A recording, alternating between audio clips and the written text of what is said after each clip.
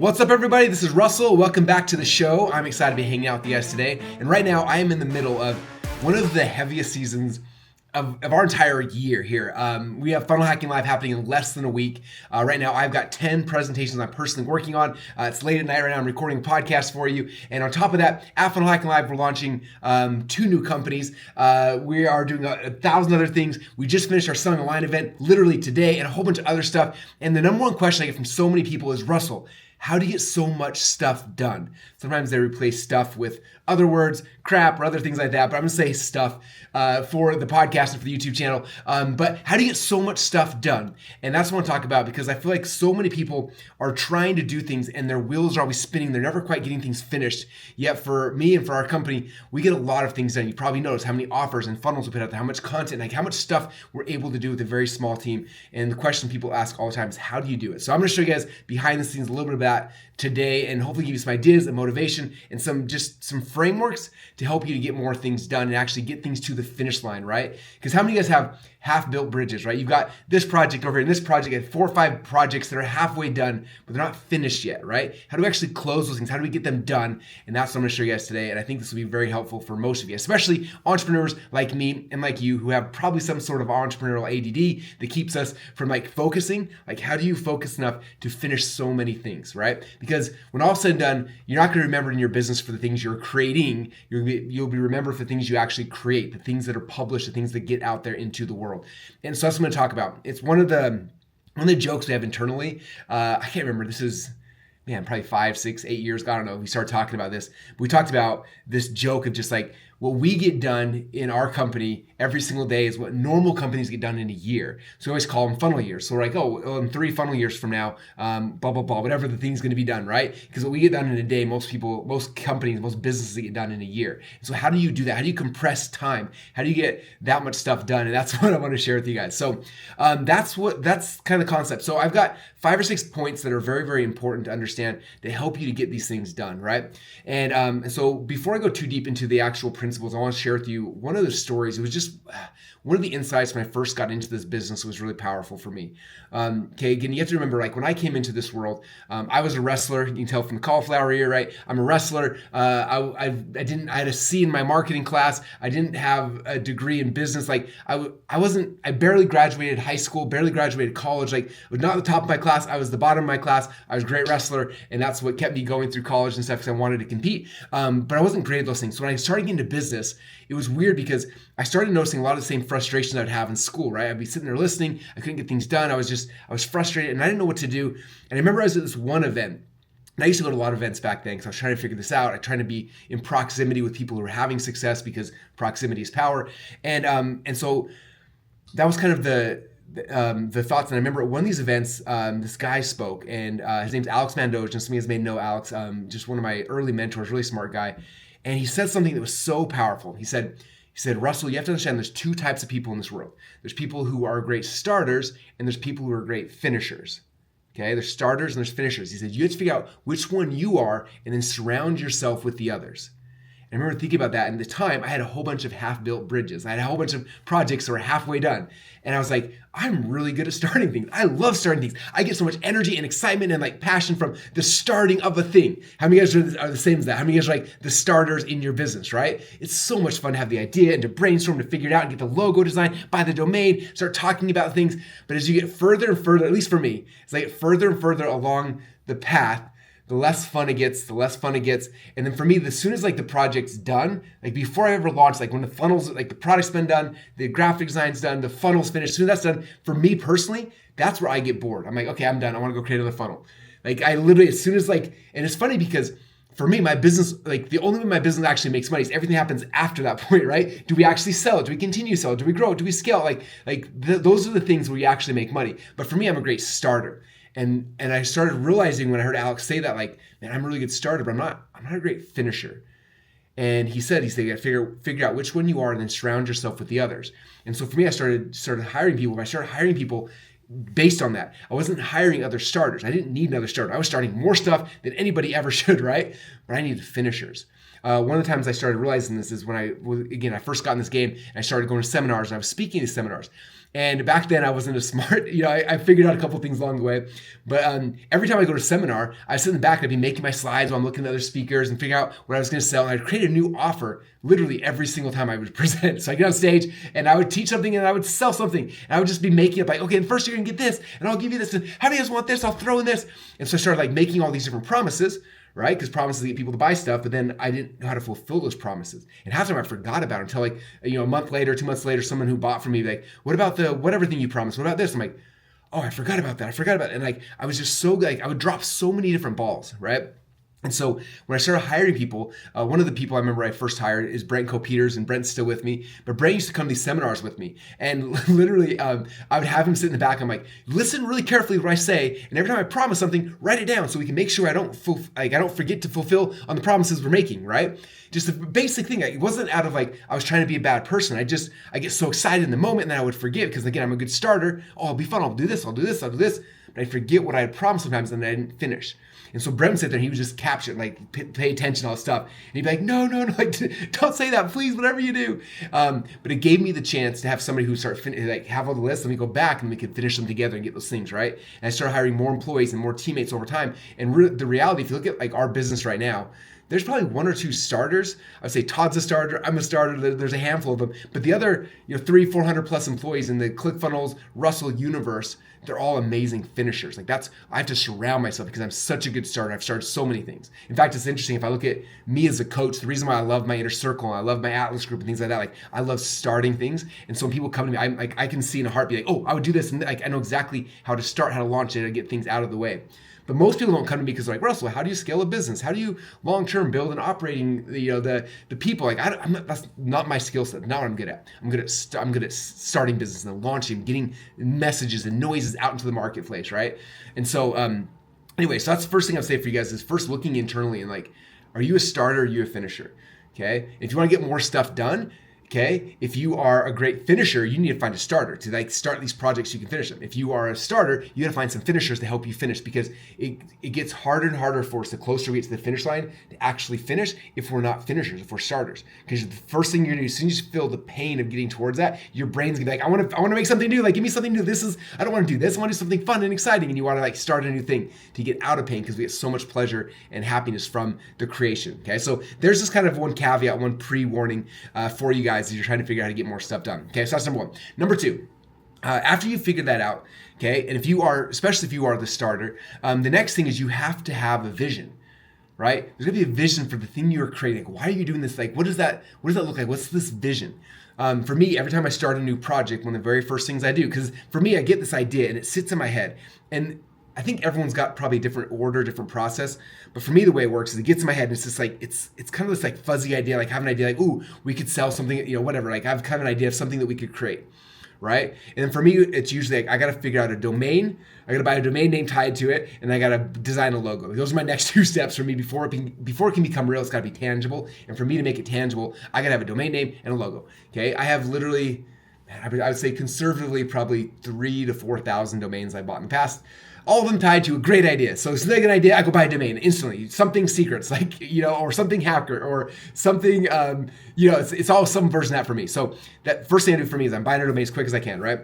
And number two, I'm getting someone to design a logo. Because then it's like, okay, now I've got something tangible. Now I have something I can cast a vision around, right? So when I bring my team together, it's like, okay, here's the vision. I show them the design, I talk about the name, and then it's easier for me to share my vision. So that's just me personally. You may be different, but for me, those are the things I need to be able to share the vision. And then whenever I create a new project, the first thing I'm doing after I get the domain and I get the logo, I sit down and I literally sketch out, the way I do it for my team, because we're mostly remote now, is I have a Remarkable, this is it right here, and I just go open and I can screencast it to my computer screen right here. And then I open up Camtasia or ScreenFlow or Ecamm Live or Loom or whatever you record something with, and I record myself doodling out, okay, here's the first thing. And the second, I cast the vision so that everybody can see it. And for me, I like casting a vision in a way that's recorded for a couple reasons. Number one, it used to drive me crazy when I have a meeting. I bring everyone in, and I cast the vision. Everyone gets excited, and they go back, and then like a week later, they come back and, now Russell, how does this work? Explain that again. And it drives me crazy. I hate re-explaining my vision. I don't know if you visionaries are similar, but I hate re-explaining my vision because I gave you my vision. Why I shouldn't have to re-explain the thing to you, right? And for me, like, it sucks energy to have to re-explain something. Like, I'm like, were you not paying attention? Can you not see what I see? And it's hard because for people who are non-visionaries, it's hard for them to see what you see, right? And it's frustrating. Or sorry, for a visionary, it's hard because most people around you are probably non-visionaries. So it's frustrating for you when, at least for me, it's frustrating when they have re-asking. So I'm like, you don't understand. You're not seeing the vision. And so it's nice when I record it. A couple things. Number one, everybody hears the same message. Instead of me casting the vision in 5 different places, 5 different people, and I'm telling it differently every single time, I've recorded it once and they have it. And that way, when they have questions, they can go back to the vision video and be like, well, what was the vision on this again? Oh yeah, they can watch it, right? Well, if we bring somebody new in the project, I don't have to like catch them up to speed. I'm like, okay, go watch the vision video so you see the vision, what we're creating, and then we can plug them in very, very quickly, okay? So I always capture a vision of every project we're gonna do ahead of time in video format that then I can send out to the team, okay? So then it goes out to the team, and then for me, I've got somebody who's a great project manager. Now, it depends on which department or area of the business is in. Most, like the playground I play in, are offers and funnels, right? That's my favorite. So the person on my team who's my project manager, she's amazing. Her name is Morag. And Morag, what she does, she takes the vision video and then she goes and watches it, and she's like, okay, everyone's gonna watch this video, but based on this, it's like, okay, so-and-so's got these five tasks from Russell, so-and-so's got these 5, and so-and-so's got these 5. And so she's taking that and she's breaking down all the different pieces, right? Here, what are all the pieces that have to go into this vision? Okay, and what's nice about that is then everyone on my team, they can go watch the whole vision video. But minute 1 and then minute 14 and minute 26, I talked to Jake, Jake who's doing design. Then minute 3 and 17 and 4, I talked to Nick who's doing the funnel and like stuff like that. So they're able to see the whole vision, but then they get from Morag, like, here's all the individual tasks that are for every single person. Does that make sense? Okay, so I cast the vision. Okay, great starter. And then finishers go and take that and say, okay, what are all the pieces? Break them down. So a project manager breaks down the pieces and then gives them to all the individual people then to go and actually work on their pieces. And the project manager is in charge of then taking those pieces, plugging them together, and putting all those pieces together, okay? So again, number 1 is figuring out your starter, your finisher, and then surrounding yourself with the other one. Number 2 is casting the vision. Number 3 is having your team kind of break out the pieces. And some of these are all kind of tied together, because my next point I had on here is after you figure out what are all the pieces involved to get this thing done, right? Next is like, who are all the who's you need, okay? And so for me right now, my team, obviously I've got a whole bunch of really great who's, okay? And I say the word who, some of you guys have heard me talk about this. This is a Dan Sullivan concept that he kind of invented. And he worked with Dr. Ben Hardy to actually write a book called Who, Not the How. And the concept behind this is that the reason why most people don't get things done is because they want to learn how to do it all, right? We're doers. We know how to figure things out, right? I'm guessing that if you're here, you're probably one of those people. You just get stuff done, right? And so what happens is we start working on a project. Also, we hit something we don't know how to do, and then what we do is we go try to figure out, okay, how do I do that? Right? How do I do it? So then you go down this learning loop. Let me go learn how to do that. I'm going to learn how to do this, and you start learning how to do the thing. And then typically that how takes you in this procrastination loop that maybe it delays you by a week, or a day, a week, a month, a year, 5 years, whatever that thing is, right? Till you learn it and then you come back, you're like, okay, now I have the skill set. Now I know how to do this. So you start going on the path again, you're going forward, and you get stuck again. You're like, oh, I don't know how to do that. So you stop, you go figure out how to do that. And then you go and you start learning, you go down this other learning loop. And the problem we have as doers is we start going, and every single time we get stuck, we figure out how to do that. But every time we gotta figure out the how, it takes us down this loop where it takes us forever to get things done, right? And so what Dan Sullivan's argument is, instead of saying, how do I do this? Every time you hit a roadblock, you stop and you never say how. Instead you say, who? Who is the person that you know or you can find who already knows how to do that, who can do it for you? Okay, it's replacing the who, not the how. It's replacing the how with the who. So again, the book's titled Who, Not How. That's kind of concept. So the question I have for you is, like, after you cast the vision, you've broken down the pieces, who are all the who's you need? Okay, and some of you guys are like, well, I don't have any who's, Russell. I can't hire people. And believe me, I understand that. Like when I got started, guess how many who's I had? None. It was just me, right? But I didn't have all the skill sets. I was not a designer. I was not a programmer. I was not a copywriter. I wasn't all these things, right? And so I had to figure out who the who's are going to be able to do all these different pieces. Okay, and so for me, I started meeting different people. And sometimes, again, at first I couldn't afford anyone because I was a college kid, newlywed. My wife's making $9.50 an hour. I was making $0 an hour. I'm trying to build a business, right? So I had no money. I understand it. Okay, so instead, I had to use my resourcefulness. I had to find someone who's a great designer and say, hey, this is what I'm creating.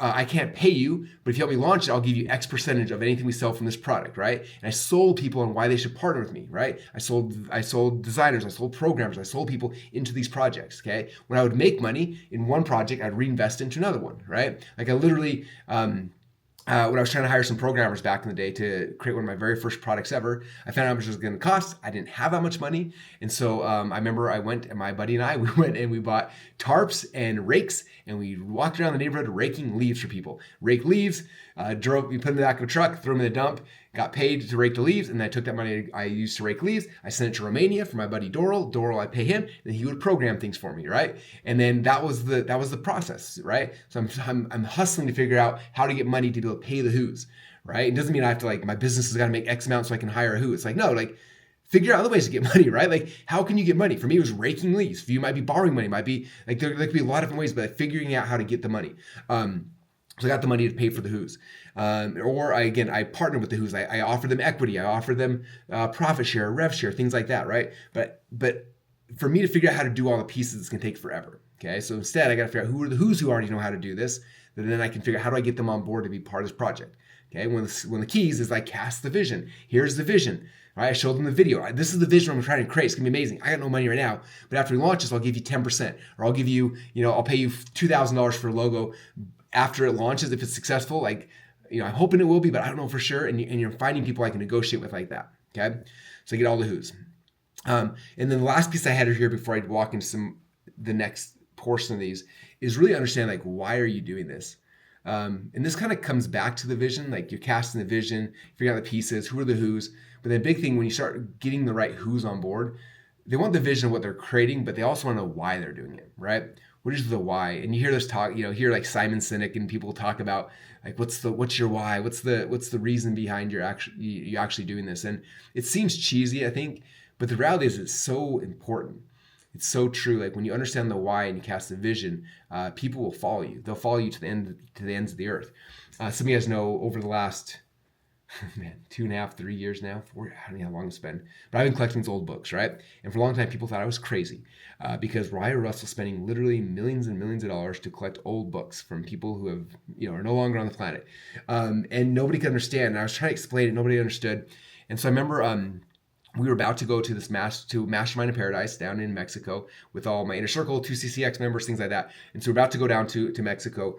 And I had an idea. What if I pitched everybody at the Mastermind to be part of this project? They could put money into it. They could be part of this amazing thing. And I had this idea. I'm what if we sold, we offered people they could buy in at $1 million or $100,000. We had anyway, one of those things is this is an idea that doesn't make any sense. And probably everyone's going to say no, but we should try it.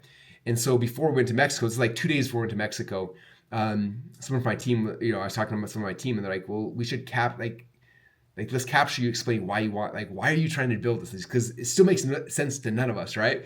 And so my team came and we went to the Napoleon Hill room, which is, I've got a backdrop on my Napoleon Hill books and things like that. We set the cameras and I remember Dan was there. He's so do you have a sales script? Do you have something? I'm no, but I'm just going to tell people why. I'm going to tell them why I'm building this. Why am I is Russell crazy? Maybe, but this is why I'm doing this. This is why I'm literally investing tens of millions of dollars from my own pocket into this vision, right? And so I made this video and I just explained the why behind it. And at the end, I said, basically it's $1 million. This is what it looks like. And I kind of explained the why, and I did that. And I remember I got done recording the video. It was one take, no editing, just one take all the way through. And the 3 or 4 guys in the room were just kind of staring at me. I was was it okay? And one of them was oh my gosh, if I had $1 million, I would give it to you right now. And then someone else is I finally understand your vision, why you've been buying all these books. I finally see what you see. And I explain the why, right? And then I go down to Mexico and I show that video. It's a 10-15 minute video, explain the why behind what I'm doing, making them $1 million offer. And then I came on stage afterwards and I explained it. And from that little presentation, initially we got commitments for $17 million donated towards this cause. Is that crazy? All those didn't stick over long term and stuff like that. We kept a lot of it. A couple of them fell through and things like that. But it's still insane, right? That I was able to raise $17 million on a 15-minute video explaining my why. That was it, right? And then making a really good offer. So for you, it's when you're casting this vision, why are you doing this? Why should they care? Why would they want to be part of it? And this comes down to, again, if you're trying to figure out who are these who's you're going to be able to help with it, right? Like if you're trying to recruit a who to be part of your project, if you can't explain the why behind it, like why would they come? Like, so you want me to work for free so you can make something and sell it and make money, right? Who's gonna be excited about that? Nobody. But if you got a reason why you're doing this, like what is that? Like why are you so passionate about it? Why are you putting in your own time and money and effort and everything you've got into this business or this project or this idea? Like explain that, and then people will line up to work with you, right? When we explained ClickFunnels and put it out there and people saw it, like it's crazy. People started coming from everywhere around the world to come work with us, to work for us, to like be part of the movement because we explain the why. And so figuring out your why.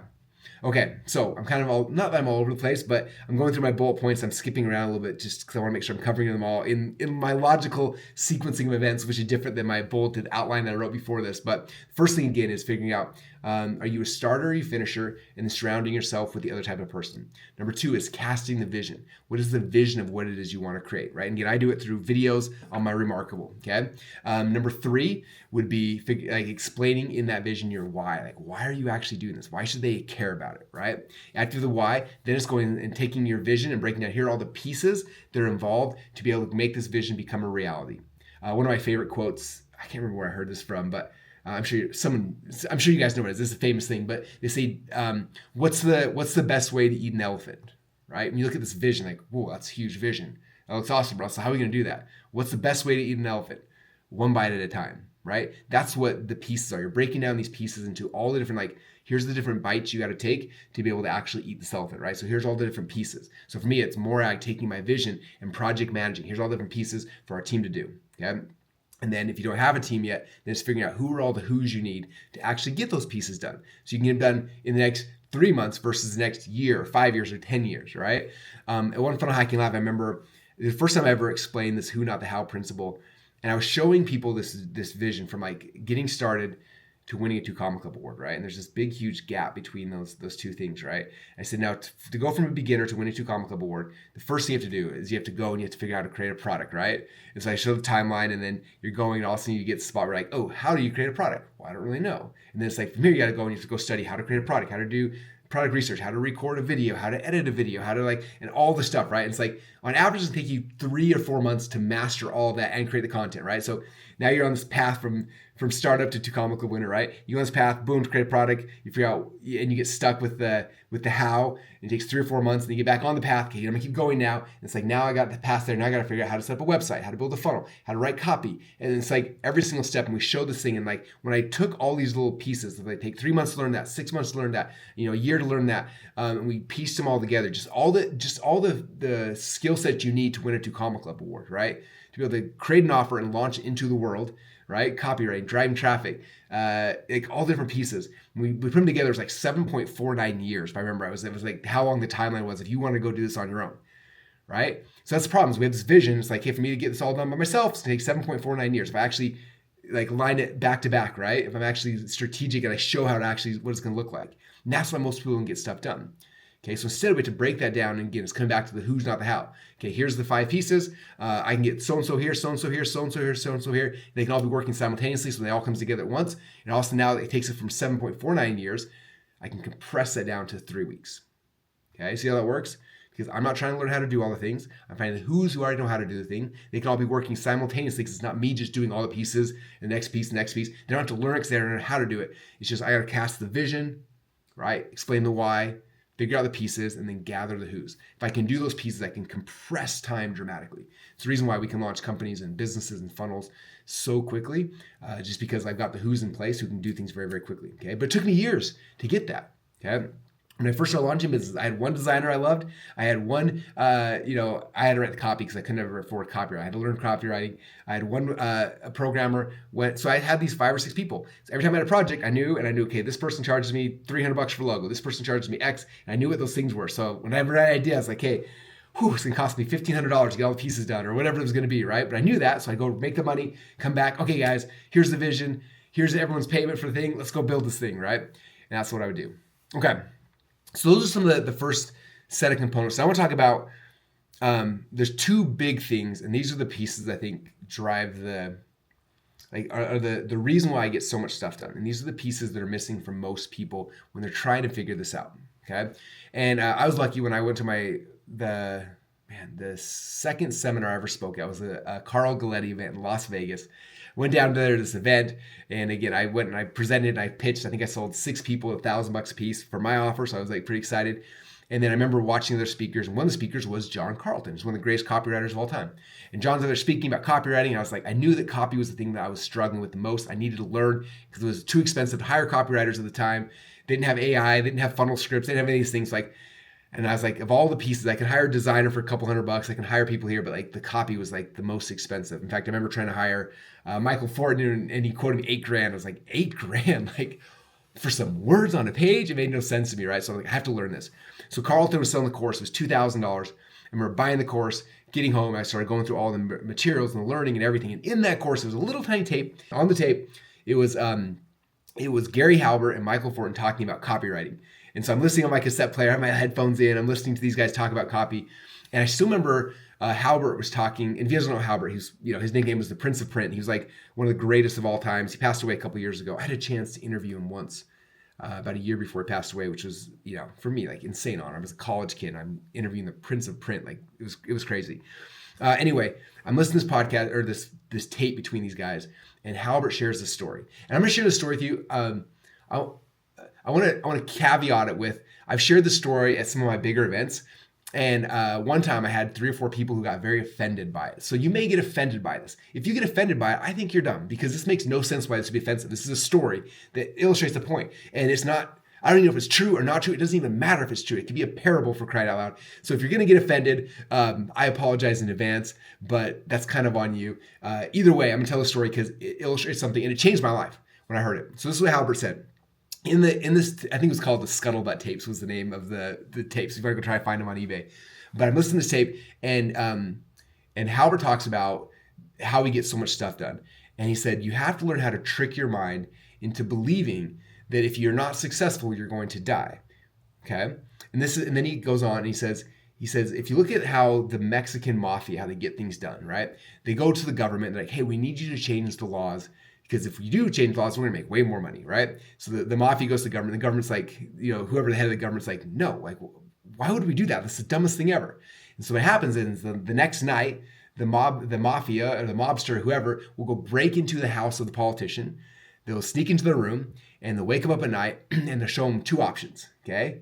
One option is lead, a bullet, boom, okay? The other is gold. Okay, Plato or Plomo, the lead or the gold. Okay, those are 2 options. And they come back to the politician like, we need you to change the law. And you've got 2 options, but one, if you do, boom, you get a bag of gold or silver, right? There's the bribe. Or if you don't, there's the bullet. Okay, lead or gold, bribe or the bullet, Plato or Plomo. Like there's a couple different versions, right? And he says when someone comes up to you, those are 2 options. Either you're going to get a bunch of money or you're going to die. You figure out how to change the law. Right? When those are your only 2 choices.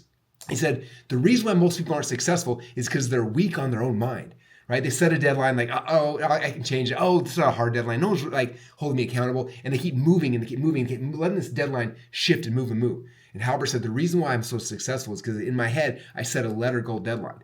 Either I'm going to have this thing done by this date, and if I do, I get a bag of gold. If I don't, I'm going to die. Lead or gold. Like that was the mindset he had to have. He said, when I shifted my mindset to be the lead or gold on every single thing, Plato or Plomo, every single time, I figured out a way to get it done in time. So after hearing that, I was in college at the time. I remember hearing that. I was like, okay, that's how you have success. You've got to set these deadlines, lead or gold. And so for me, I started thinking, like I started putting these projects together, right? Okay, and this is the idea. Here's the vision. Here's the 4 or 5 people I'm going to hire. And then I would tell them, before we got anything done, I would set a launch date. I'm like, this is the day we're launching. And at first, people thought that was a movable date. They did not know what my mindset was. It was lead or gold. These dates do not change. Okay, so we set a date, December 13th or January, whatever it was. We set a date. This is the day we're launching. And then I said, everyone go. And so so-and-so's designing, so-and-so's doing the web page, so-and-so's programming, I'm writing copy, and we're all busting out, getting our pieces put together. And we get closer and closer to that deadline, right? Getting closer and closer. And people are like, is this actually launching Thursday? I'm like, yeah, like it's Wednesday morning. I'm like, I know, we have to get this done. Like, just so you know, like we're not going to bed till this is done. And then we'd pull all-nighters, like 2 nights in a row to get it all done in time, just in time for next day we launch it, and we launch it, put it out in the world, and guess what happened? Boom, we didn't die, we got a bag of gold, right? So next project, I set these letter gold deadlines. And so we started setting these letter gold deadlines every single time, Plato or Plomo, the bribe or the bullet, like every single time. And my team started knowing, like when Russell sets a deadline, like that's the deadline. Nothing's changing. We will hit that no matter what. Okay, and if it means one night we're not sleeping all night, then we're not sleeping all night, right? If it means 2 or 3 nights, like we're like whatever that is, but that deadline does not move. Okay, and that's how we started getting stuff done. Like that became the big secret. Okay, and I started tricking my mind where literally I was like, we have to get these things done, right? And so what happened, as soon as I cast the vision and everyone told me how long they thought things were going to take, then I would set the deadline. And then for me, I didn't want to make these deadlines soft, because then, human beings are like, we're wusses. We're like, we're going to change things and move things around. It's like, no, if I set the deadline, I got to set this. So I would set the deadline, and then I would set up a JV page. I email all my affiliates and partners, like, this is launching on June 13th at 6 p.m. It's like everyone knew. I'm like, get in your calendars. So everyone was going to promote this thing. They had it on the calendars, which means it had to be done, or else I was going to lose tons of money, right? And then I would tell my team that, we'd reverse engineer it, and then boom, we'd all go to work, and we hit every single one of our letter goal deadlines. Okay, and this is the reason why a lot of people don't get stuff done. Okay, they have this philosophy. One of my mentors, Matt Fury, used to always say this. He called it the mañana principle. We get something, I'll do mañana. I'll do mañana. Oh, mañana, right? So then as soon as mañana, tomorrow comes, guess what? Then you're like, I'll do mañana, because like mañana always gets pushed out to the next tomorrow, the next tomorrow, the next tomorrow, right? And that's what most people are doing. They just keep like punting the ball down the field, not actually getting the thing done. And that's the problem. Okay, the reason I get stuff done is because I have a letter goal deadline. I can look at my calendar right now. You guys can't see it from where you are right now, but I have a calendar, and on my calendar has it's a big, huge wall calendar, right? So I see January, February, March. It's got all the dates, and I have big in marker all my letter goal deadlines, right? I can see them like right here, like Funnel Hacking Live, letter goal deadline. I can see product launch there, new offer launching there. Like they are hard coded in marker on my wall, okay? And that marker is well, it's not. It's magic marker, but it's letter gold. Like it is stuck on there. Okay. And we will hit that. And I'm going to hit it. My team's going to, we all know what's going to happen. We do not miss our deadlines. Okay. You got to stop letting yourself off the hook. Just stop looking for tomorrow, right? Like you set a date and then you do not deviate from that date. If you deviate from that date, okay, boom, you die. You have to trick your mind. Like I literally trick my mind. My wife would have sometimes, it'd be like, 6 a.m. I hadn't slept in 3 days. And she's like, you need to come to bed. I'm like, I can't. She's like, why? I'm like, and consciously, obviously, I know, like, well, I could come to bed and we could move things, but but in my mind, I'm like, I will die. Like, we set this goal. Like, I have to hit this. And I got so good at tricking my mind that, like, everything bended to my will because of that. Does that make sense? Whereas most of us are letting ourselves off the hook all the time on our deadlines. And it keeps getting pushed down and pushed down and pushed down. All right, I have people all the time in my inner circle that come to this thing we call Decade a Day, where they come out here and we sit down and I have a chance to like spend time with every single person in your circle. I ask them what we're working on, we set a plan, and then the last thing you could ask them, like, so when's this launching? And they're like, wait, what? I'm like, well, when's it launching? And they're like, you want me? I'm like, yeah, accountability. You got to pick a date right now. Okay, in 2 weeks now. Okay, done. Like in 2 weeks, I make my assistant follow up. Like they got to make sure they do it, right? Like quit letting yourself off the hook. Like pick a deadline, pick a date. Do not let it bypass. That's how you win. Okay, letter goal. So that's the next phase, letter goal deadline. Okay. Now, this is what's going to happen. This is the last step here in my little process, my framework for you guys today. You set the letter goal deadline. You start working towards that, right? And you're working towards it. Now, it doesn't matter if I give myself 2 weeks or 2 months or 2 years. Okay, when I get to the deadline, all the work will compress, and usually I'm always going to pull an all-nighter the night before. Okay, it doesn't matter how far out I plan. So I might as well do it 2 weeks from now instead of 2 months from now, because either way, I'm going to be up till midnight or 2 or 3 in the morning the night before, because that's just how things work, right? We have all these tasks that seem easier as we get closer and closer to this letter goal deadline, right? As we get closer to that, like it's like, I can't get these things done. And then your brain is going to want to go push the deadline, okay? That's your brain being weak. You do not allow your brain to push the deadline. That's not how it works, okay? Instead, what you do, okay, you start looking at all the different tasks, okay? Remember when we set the vision? We broke down, here's all the tasks we gotta get done, okay? And when you do that, there's always 2 types of tasks. There's tasks that have to be done for the project to go live, okay? I call these straight line tasks. Like, these are the things, like these have to happen or else the thing's gonna fall apart, right? Okay, but then it's like all these other tasks are like nice to have, like, oh, it'd make it look awesome if we did this and we could do this and we could do this and we could do this, right? Okay, so at the beginning of the project, we know like here's all the straight lines. Like these are things that have to happen for this. Like if any one of these 6 things don't happen, the thing falls apart, right? If I don't have a product, it's gonna fall apart. If I don't have a funnel, it's gonna fall apart. If I don't have a payment processing, gonna fall apart. If I don't have traffic, it's gonna fall apart. Like whatever those 5 or 6 core things are, the straight line, those are the ones you have to have for the project to happen. Those you cannot deviate from. You just put more emphasis and more priority on those. And then you have all the nice to haves. Okay, and this is what happens for me. Okay, I get closer and closer and closer and closer to the deadline. As I get closer, I'm like, holy crap, we're not going to make it. Okay, and this is where people try to push the deadline. No. Don't let her gold. Not going to happen. You do not push the deadline. Instead, you start looking at all the tasks and say, okay, all right, well, I wish I had a chance to write all the pre-email sequence. I don't, so that's nice to have. That does not have to happen. I don't have to have that to launch. Okay, and then like, oh man, I wish we had more designs and stuff like that. But we don't have to have to launch. I wish we had this. I wish we had this. And so I start cutting out all the nice to haves as I get closer and closer and closer. Okay, but I stick to the straight line. The things that I have to have, I do not deviate from those. I do not push the deadline. But I get rid of all the nice to haves because as we get closer and closer and closer, things just kind of fall where you can't get everything done. Ever. I've never had a chance where I'm like, we got everything done just in time for launch. Not once. In 2.5 decades of playing this game, okay? It's not going to happen. Okay, think about it in sports. I'm the same way in sports. Like I've been training and practicing, I'm getting closer and closer to the match. Okay, the nice thing about sports is like when they set the schedule for the year, those are letter goal deadlines. That match is happening. I'm competing against this school, this team, this whatever on those days, no matter what. The tournament's not moving for me if I'm not ready, right? And so in my mind, like all these things I gotta do to get perfected for the tournament. As I get closer and closer, it's like I'm not gonna make it. What are the things I have to do to compete? Okay, as a combat athlete, what do I have to do? I have to make weight. Okay, so I have to weigh. I have to lose 20 pounds to be on the scale by Thursday at whatever weigh-ins are, or I do not get to compete. So like that's a non-negotiable, okay? Like that has to happen. Like, and honestly I have to win my wrestle off at my team. Okay, those two things, if I don't do those two things, I do not get a wrestle. So those are the straight lines I have to have. Everything else is nice to have, right? Like getting in better shape, getting your cardio, getting your muscles, like doing the drilling. Like, those things are all great, but they're nice to haves. Okay, not the have to haves. Okay, if I do not make weight on the date, I do not get a wrestle. Okay, so those are the straight lines. For me, if I'm launching a project on next Thursday, what are the things that have to have happen for people to actually buy? Okay. And so those are the things I'm thinking through. Like, what's the straight line? And as you get closer and closer and closer, all the nice to haves are going to fall apart.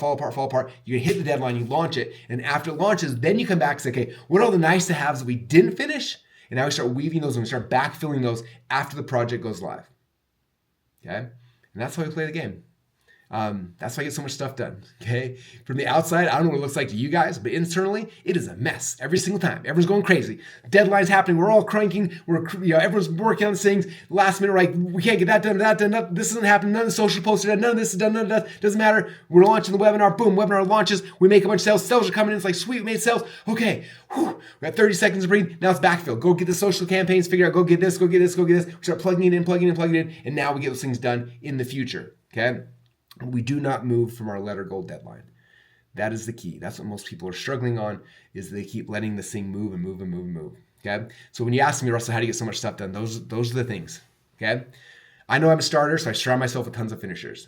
Number 2, I cast a vision that everyone on my team can see. They can report back to, they can seek, they can, if they get stuck in the process, they forget, they can go back and they can watch the video, understand what the vision is of what we were creating. They understand the why we're doing behind it. So they can get bought into the why so they can be motivated as well. Okay, number 3, we've broken down from the vision. Okay, again, all starters were great at the vision.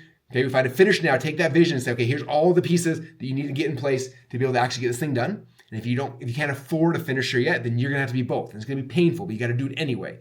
Okay, for the first decade of my business, it was me. And so for the first decade, I had to be the finisher. I had to go take the big project and break it down. I was not good at it. Okay, but I didn't have any money, so I couldn't hire somebody else to do it, right? So it was me figuring out those things out, okay? And so you figure out what are all the different pieces. After that, the goal is then figure out who are all the who's who can help you with this. Okay. Again, if you've got to go and try to learn all the different pieces to make this successful, you're probably not going to be successful. So figuring out who are the people, I got to start gathering my Avengers team. I need the Hulk, I need Iron Man, I need Doctor Strange. Here's all the people I need, and then figuring out how to either pay those people or partner with them or give them equity, whatever it takes to get those people on your team. Okay. After you've got them all figured out, and you find out from everyone how long it's going to take. Okay. You set a letter goal deadline. You get everyone's buy-in on this, and then you do not deviate. It does not move.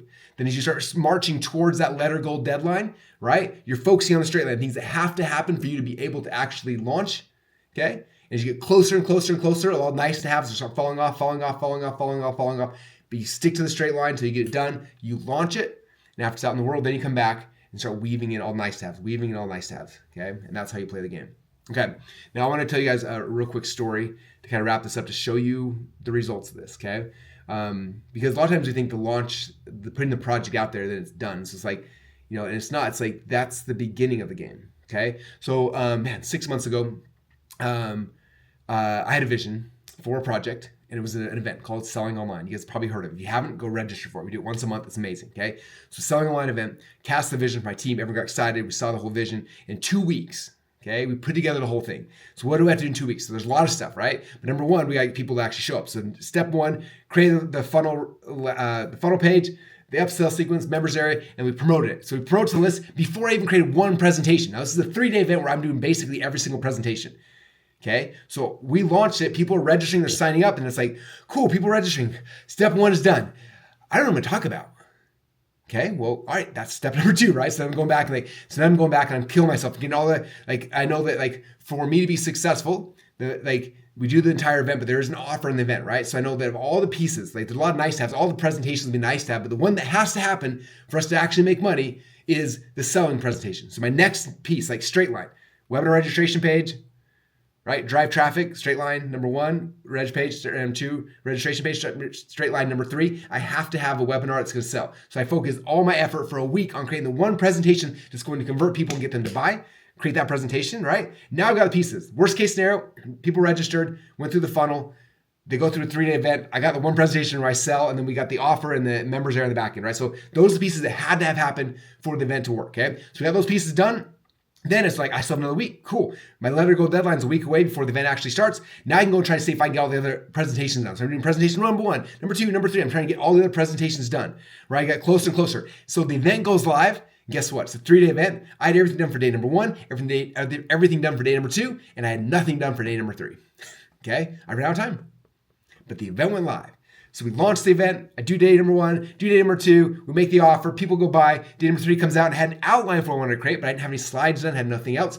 So I got on stage and I was out of time, but they were there, right? So I go through and I do the entire day number 3 just from an outline, okay? And luckily, day number 3 crushed as well, right? And so that was the first event, okay? Now what's happened? All of the biggest, the straight line, the biggest blocks all got done, right? And they're all working. Now it's what did we not get? So our team afterwards has we're all oh, we did it. I can't believe that, right?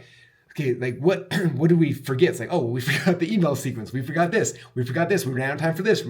All the nice to haves, right?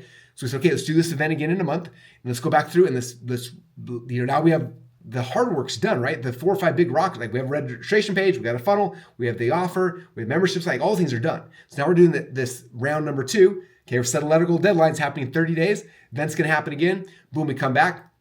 And this time around, what do? We go back through and I have some time to plan day number 3, right? We go back live again. I do day number 1 again. And this time I was day number 1 was good, but I missed a couple pieces. I decided to call Jones come in and teach 1 or 2 sessions, and we moved some things around, right? Did the second time around, right? And the second time around, we started thinking hey, how do we get more people to show up to the webinar? How do we get more things? So all the nice to haves, now we had time for those. We launched the next version of the event. It did awesome, okay? Then we come back. 30 days later, let's do this event again. The nice thing is that all the major things are done. Most of the nice to have done things are done, but there's a lot of other pieces we're still missing. So let's come back. Now we'll come back and add some more of the nice to have things, right? And we keep doing this month after month after month. So check this out now. I'm just looking at my stats right here, so I'm not going to show them to you right now, but I'll tell you what they are. So I've done this event now 1, 2, 3, 4, 5, 6. 6 times. This month was the 7th time we've run this event. Okay, 7 times we run this event, each time making little tweaks, making little changes, tweaks and changes. Based on the tweaks and changes we made from this last set of the event, right? Because the event was all perfect. Now we're just tweaking. So I literally tweaked 10 minutes of the event. From that 10-minute tweak, the nice to have thing that we finally figured out how to do, we 3x'd our sales. 3x'd our sales. Do you hear me say that? 3x. A lot of times I'm happy with 20% conversion, 30% increase in conversion. We 3x'd our sales on the 1, 2, 3, 4, 5, 6, 7th version of this event. Okay? And that's the secret, you guys. Also, how to get so much stuff done. Okay? We get it done, and then we iterate, and we iterate, and we iterate, and we iterate. Okay? This event, we've now mastered, right? We're going to do it again next month. And I got all the things in place. And it's going to be easier for me to do because I know what the presentations are. I know what all the nice to haves, all the have to haves are done. We'll just keep tweaking and changing, right? We'll do this again next month. And I don't know, who knows what the numbers will end up being, but I would say conservatively this event will be a $30, $40 million a year business. Just the event, just by itself, right? But it comes from this process. And so that's how we get stuff done. Now, for me, we're doing this on multiple projects at a time, multiple businesses at a time. You shouldn't do that. You should focus on one. But I want to share that's the process, how we do these things, right? I think a lot of times the reason why I move our letter goal deadlines is because we think we got one shot. Like we got one shot, it's going to work or it's not going to work, right? And we start thinking that way, it goes out there, and then yes, you got one shot. But the reality is, in this game, in this business we're playing, entrepreneurship, like you don't have one shot. You got a shot, and then you got to get the shot next month, and the next month, and the next month, right? We launched the ClickFunnels. We launched ClickFunnels a decade ago, right? I did a webinar. I told you this. I've told you guys the story multiple times, but I did that live webinar live between 70 and 80 times, over and over and over and over and over and over and over again until it was perfect, right? Now I could have waited to that webinar. I could have waited until it was perfect. Could have waited until I had a course. Could have waited until I had this. Could have waited. I could have kept moving that line. I probably would have moved from there 6 months, 8 months, a year or more, right? But what did I do? I set a letter goal deadline. And for me, is my friend saying, can you speak at an event this weekend? I'm like, okay. He's like, you need to sell a $1,000 thing. I'm like, I don't have a $1,000 thing. He's like, well, make a $1,000 version of ClickFunnels and write a presentation. Okay, what do I need? Like, what are there's the letter goal. I'm selling on Saturday. It's Wednesday. Like, what's the letter goal? I have to have a presentation and an offer and an order form. Okay, got the order forms printed, created a presentation, made an offer, letter goal deadline, got there, launched it, did pretty good. Okay, then came back, iterated. Next week, did it as a webinar. And improved upon it until it was amazing. Okay. And so that's how we do it. Now, the other reason why I do this way is because sometimes you'll go through a process, you hit the letter goal, you launch it, and then it fails or doesn't do well, right? What's nice is that I only wasted 2 weeks or 3 weeks or a month on a project versus 6 months or a year. For all you guys to keep punting the deadline, keep punting it, right? You waste 6 months, 8 months, a year, 2 years, 3 years trying and waiting and trying to get this thing perfect, and you launch it, and guess what? It's not perfect anyway. That's the problem, right? And then at that time, you run out of time, you run out of money, you're stressed out of your mind because you never got the thing done. That's the reason why, right? Because you get punting it down the line. Instead, you got to stop, right? Set a letter goal deadline, get it out there, the best iteration, launch it out to the world, right? Cut out all the nice to haves, and then version 2, now you can start adding in some nice to haves. Version 3, add in even more nice to haves, to eventually version 4, 5, 6 becomes flawless, right? For me, version 7. Version 7 is the event. 3x the money from the last version just by tweaking 10 minutes worth of stuff.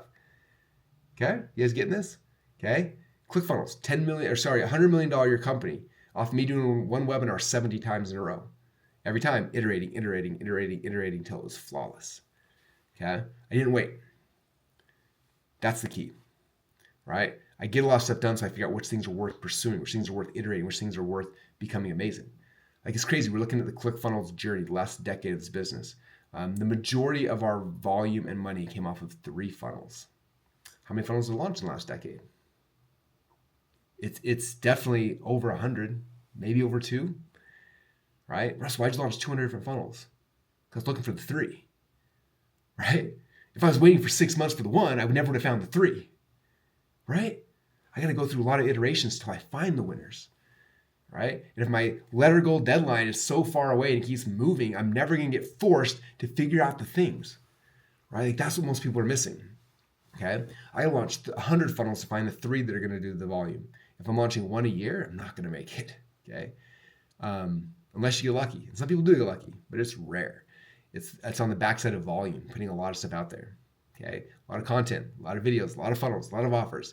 And when you do that, that's how you give yourself a shot to win. Okay, and so understanding how we get stuff done. In fact, it brings me back to like the premise of ClickFunnels initially, right? Is the fact that prior to ClickFunnels, on our best, it took us 3 months on average to build and launch one funnel, one offer, right? When ClickFunnels came around, we could do it in an hour. If I was going fast, if you're going a little, normal speed, 2 or 3 days, you can launch a really good funnel, really good offer, and get it out there to the world. And I remember one of my favorite stories, Trey Llewellyn came to ClickFunnels and he joined my inner circle. And I remember him telling me, he's like, I'm going to launch a funnel. Like, ClickFunnels is so easy. I'm going to launch a funnel every single week until it works. And I'm like, yeah, dude, go for it. And I watched him. Week 1, launch a funnel. Week 2, new funnel. Week 3, week 4, right? Each week set a letter goal deadline, right? Pick a new product, new offer, launch it, boom, boom, boom. And I think it was like number 11, I think was the funnel, if I remember right. Funnel number 11 he launched was his flashlight funnel, which became the fastest grossing funnel of all time. No one's beat it yet. Decade later, I think it was like $20 or $30 million in 6 weeks, right? It's ridiculous. Like, I don't want to share that number because it's like, could that happen to me? No, it's not going to happen to any of you guys. Like, that's a freak thing that actually happened to that dude, but it was crazy to watch it, right? But it came from consistency, putting him out there, right? he had launched 11 funnels before he found the one that was the one that's going to blow up for him. Okay. ClickFunnels, we launched 100 funnels to find the 3 that built a company that's done over $1 billion in sales now, right? So that's my methodology. That's how it works. That's how I get so much stuff done. I hope that helps you guys. Again, I'm going to go through fast. Number 1, figure out, are you a starter or are you a finisher? Figure that out and surround yourself with the other type. Number 2, what is the vision? Cast the vision so everyone sees it. Number 3, what is the why behind your vision? Make sure that people understand your why so they can get bought in. Number 4, what are all the pieces? Project manage all the pieces that make the vision possible. Number 5, who are all the who's you need to be able to help execute on that and figure out how to recruit those people and to get your Avengers teams together. After that, pick in the letter goal date and do not deviate from that date at all. And then as you get closer and closer and closer, you pick the straight line, all the things you have to do to actually get launched and live. And then from there, you iterate over and over and over and over again. And you keep doing that until it stops working, okay?